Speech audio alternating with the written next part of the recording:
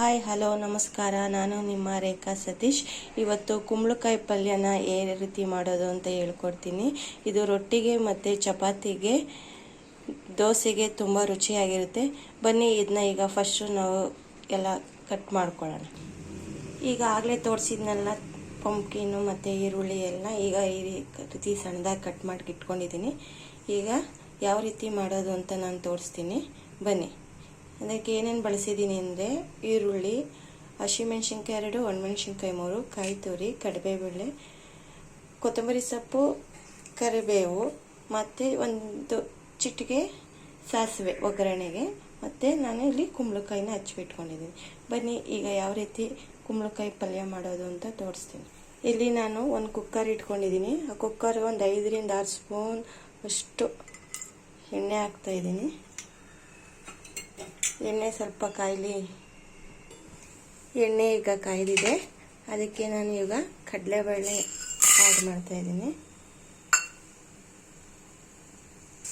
ಕಡಲೆಬೇಳೆ ಸ್ವಲ್ಪ golden type ಬರೋವರೆಗೂ ಫ್ರೈ ಮಾಡ್ಕೊಳ್ಳೋಣ. ಈಗ ಕಡಲೆಬೇಳೆ ಗೋಲ್ಡನ್ ಕಲರ್ ಬಂದಿದೆ. ಅದಕ್ಕೆ ಸ್ವಲ್ಪ ಸಾಸಿವೆ ಹಾಕ್ಕೊಳ್ಳೋಣ. ಹಾಗೆ ಒಂದು ಕಡ್ಡಿ ಕರಿಬೇವಿನ ಸೊಪ್ಪನ್ನ ಆ್ಯಡ್ ಮಾಡ್ತಾಯಿದ್ದೀನಿ. ಹಾಗೆ ಹಚ್ಚಿಟ್ಕೊಂಡಿದ್ದಂತೆಲ್ಲ ಈರುಳ್ಳಿ, ಬೆಳ್ಳುಳ್ಳಿ, ಹಸಿಮೆಣಸಿನ್ಕಾಯಿನ ಹಾಕ್ತಾಯಿದ್ದೀನಿ. ಎಲ್ಲ ಫ್ರೈ ಮಾಡೋಣ.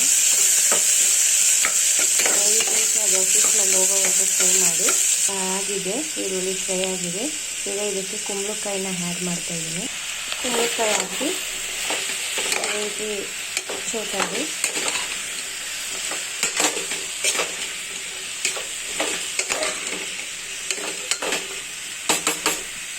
ಇದಕ್ಕೀಗ ರುಚಿಗೆ ತಕ್ಕಷ್ಟು ಉಪ್ಪನ್ನ ಆ್ಯಡ್ ಮಾಡ್ಕೊಳ್ಳೋಣ. ಇಲ್ಲಿ ನಾನು ಪುಡಿ ಉಪ್ಪನ್ನ ಆ್ಯಡ್ ಮಾಡ್ತಾಯಿದ್ದೀನಿ. ಯಾಕಂದರೆ ಕಲ್ಲುಪ್ಪು ಕುಂಬಳಕಾಯಿ ಪಲ್ಯದಲ್ಲಿ ಬೇಗ ಡ್ರೈ ಆಗಲ್ಲ. ಉಪ್ಪು ಹಾಕಿದ ನಂತರ ಮತ್ತೆ ಮಿಕ್ಸ್ ಮಾಡಿ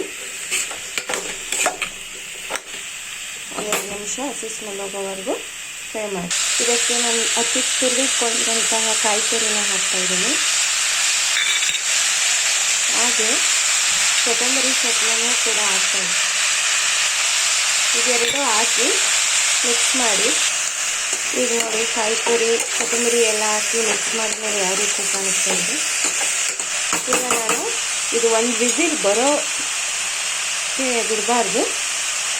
ಅದರೊಳಗಡೆ ನಾವು ಕುಕ್ಕರ್ನ ಆಫ್ ಮಾಡಬೇಕು. ಅದಕ್ಕಾಗಿ ಈಗ ನಾನು ಕುಕ್ಕರ್ನ ಲಿಡ್ನ ಕ್ಲೋಸ್ ಮಾಡ್ತೀನಿ.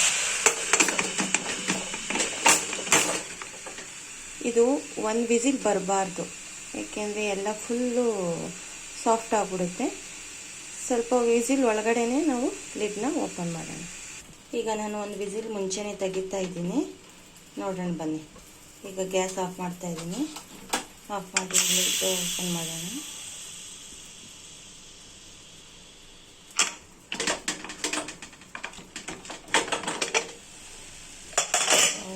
ಯಾವ ರೀತಿ ಆಗಿದೆ ನೋಡಿ ಪಲ್ಯ. ಎಷ್ಟು ಸಾಫ್ಟ್ ಆಗಿ ಬಂದಿದೆ, ಚೆನ್ನಾಗಿ ಬೆಂದಿದೆ.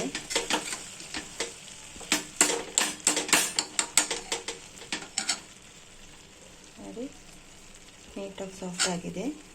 ಇದನ್ನು ಒಂದು ದೋಸೆ ಜೊತೆ ಸರ್ವ್ ಮಾಡೋಣ ಬನ್ನಿ. ವಾವ್, ಸೂಪರ್ ಆಗಿದೆ ನೋಡಿ. ಕುಂಬಳಕಾಯಿ ಪಲ್ಯ, ಚಟ್ನಿ ವಿತ್ ದೋಸೆ ತಿಂತಾ ಇದ್ರೆ ಸೂಪರಾಗಿರುತ್ತೆ. Thank you. ನಿಮ್ಮ ಕಡೆ ಯಾವ ರೀತಿ ಕುಂಬಳಕಾಯಿ ಪಲ್ಯ ಮಾಡ್ತೀರಾ ನನಗೆ ಕಮೆಂಟ್ ಮಾಡಿ.